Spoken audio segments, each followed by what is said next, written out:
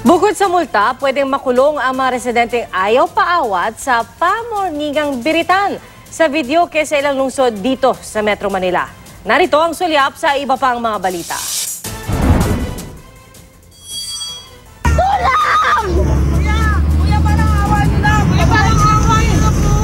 Jeepney driver na todo harurot kahit pumapara na ang mga pasahero, inirereklamo. Biyahing Indang Tagaytay Mendez ang jeepney minamaneho ni Dennis Solana. Ang pasaherong kumuha ng video, panay ang hingi ng saklolo hanggang sa isang tricycle driver ang humabol sa jeep. Iniharang niya ang kanyang tricycle sa jeepney kaya ito napahinto. Inabangan din ng mga pulis ang driver at tiniketan dahil sa kasong speeding at obstruction.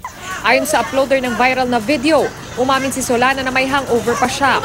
Desidido ang uploader na ituloy ang kaso laban sa driver. Pinuntahan naman ng GMA News si Solana sa kanilang terminal pero wala raw siya roon.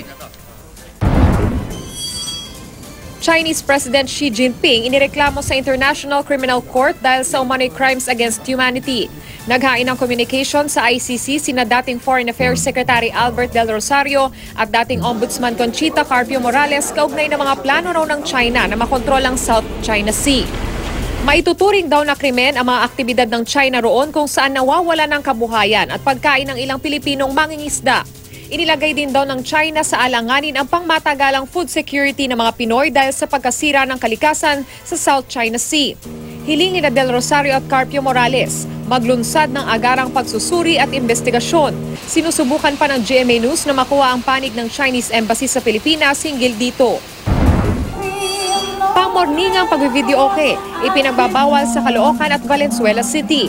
Dapat awat na sa pagbirit ang mga residente pagsapit ng alas 10 ng gabi hanggang alas 6 ng umaga. Ang mga lalabag pagmumultahin ng 1 hanggang 5,000 piso sa Valenzuela City. Sa Caloocan naman, bukod sa multa ay maaari ring makulong ng 1 buwan.